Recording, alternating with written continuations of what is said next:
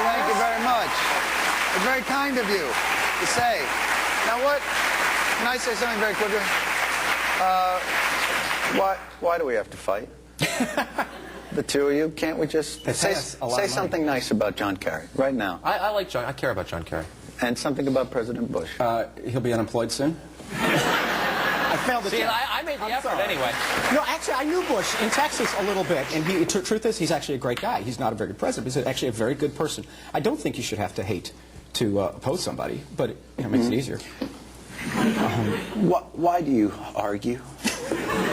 The two of you? I hate to see it. We enjoy it. Let me ask you a question. Wait, let me ask you a question first. All right. Is John Kerry really the best? I mean, I think, John Kerry's not a terrible guy. Is he the best? Like, I thought Lincoln was good. Is he the best the Democrats can do?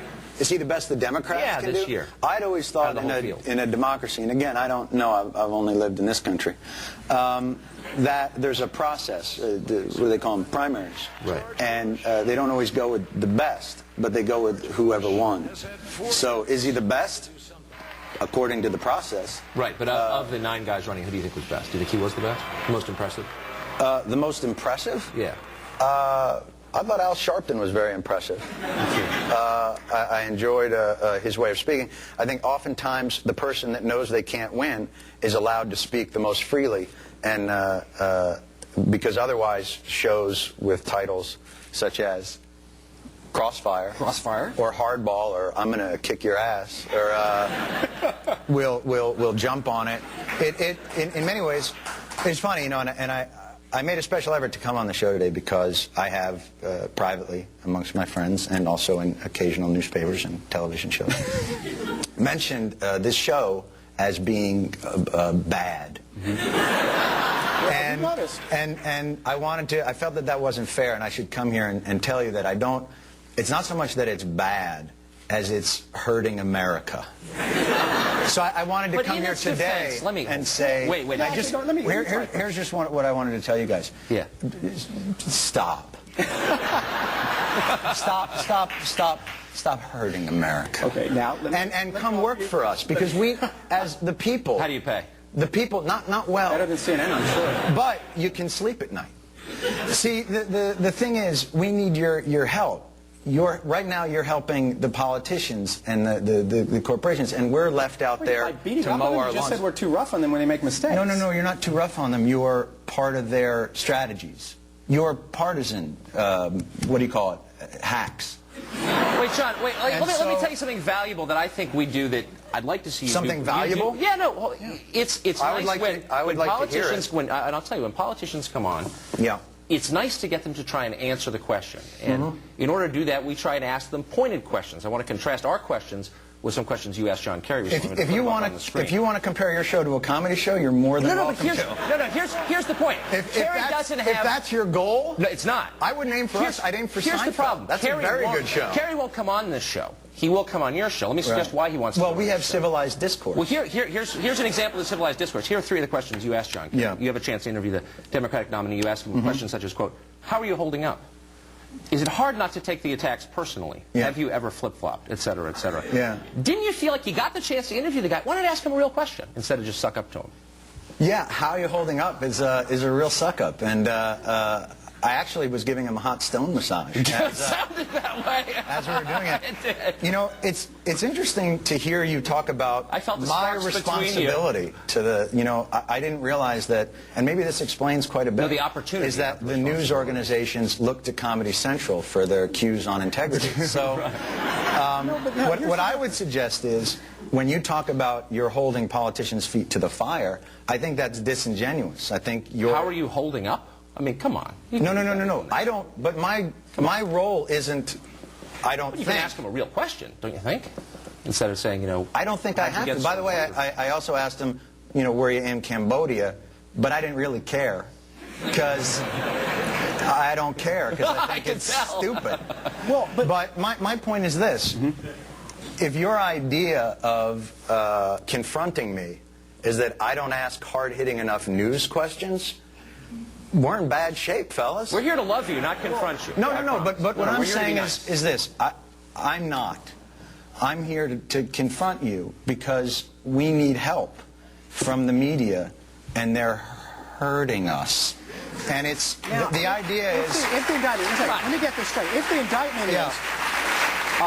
indictment is, and I have seen you say this, that Crossfire reduces everything, as I said in the intro, to left, right, black, white. Yes. Well, it's because, see, we're a debate show. It's like saying the No, Weather no, no, Channel no, no, reduces that'd be everything great. to a storm front. I would love to see a debate in a show. 24-hour day where we have each side on as best we can get them. That would be great. And have them fight it out. To do a debate would be great, but that's like saying pro wrestling is a show about athletic competition. Sorry. I think you're a good comedian. I think your lectures are boring. Let me ask you a question on the news.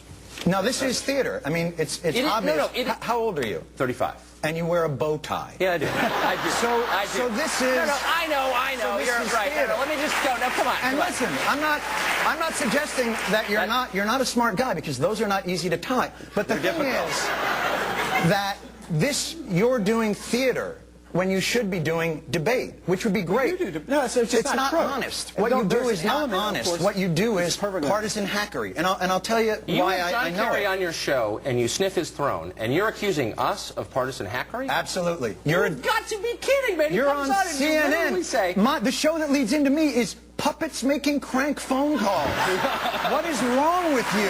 Well, I'm just saying, there's no reason for you, when you have this marvelous opportunity not to be the guy's butt boy, to go ahead and be his butt boy. Yes, It's embarrassing. I was absolutely his butt boy. I was so far. You would not believe what he ate 2 weeks ago. You know, the interesting thing that I have is you have a responsibility to the public discourse, and you fail miserably. School, I think. You need to go to one. The thing that I want to say is, when you have people on for just knee-jerk, reactionary talk... Wait, I thought you were going to be funny. Come on, be funny. No, I'm not going to be your monkey. Go ahead. I watch your show every day, and it kills me. I can tell you love it. It's so painful to watch. You know, because we need what you do. This is such a great opportunity you have here to actually get politicians off of their marketing and strategy. Yeah, it's someone who watches your show and cannot take it anymore. I just can't. What's it like to have dinner with you? It must be excruciating. Do you like lecture people like this? Or do you come over to their house and sit and lecture them and, you know, they're not doing the right thing, that they're missing their opportunities, evading their responsibilities? If I think they are. Look, I wouldn't want to eat with you, man. That's horrible. I know, and you won't. But the thing I want to get to... We did promise naked pictures of the Supreme Court. Yeah, we did. No. Let's get to those. Why can't we just talk? Please, I beg of you guys. I think you watch too much Crossfire. We're going to take a quick break. No. Look, hold on. please. We've got commercials. Please. Next, please stop. In the rapid fire. Please Hopefully he'll be here. We hope. We think. And then, did U.S. soldiers refuse an order in Iraq? Will Blitzer has the latest on this investigation right after the break.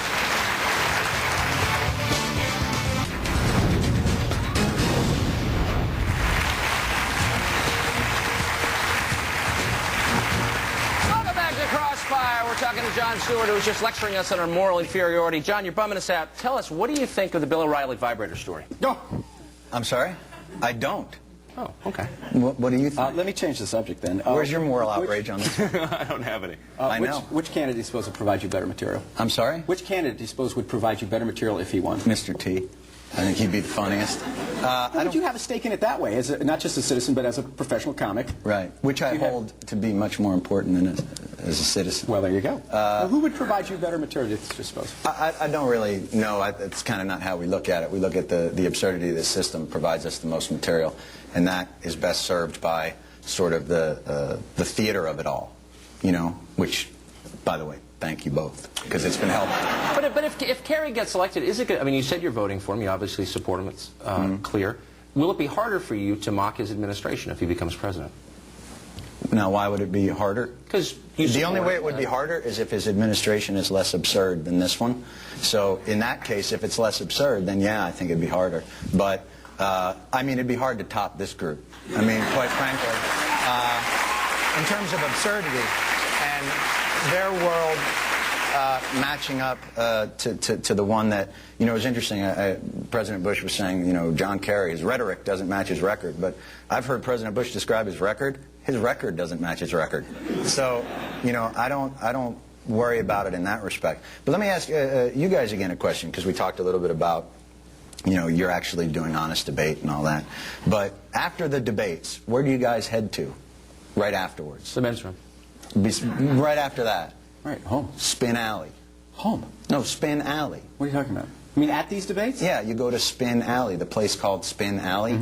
Now, don't you think that for people watching at home, that's kind of a drag, that you're literally walking to a place called Deception Lane? Like, it's Spin Alley. It's don't you see, that's the issue I'm trying to talk to you guys? I actually believe, I had a lot of friends who worked for President Bush. I went to college with Neither of us was ever in the spin room, actually. No, I did. I went to Larry King's show. They actually believe what they're saying. They want to persuade you. That's what they're trying to do by spinning.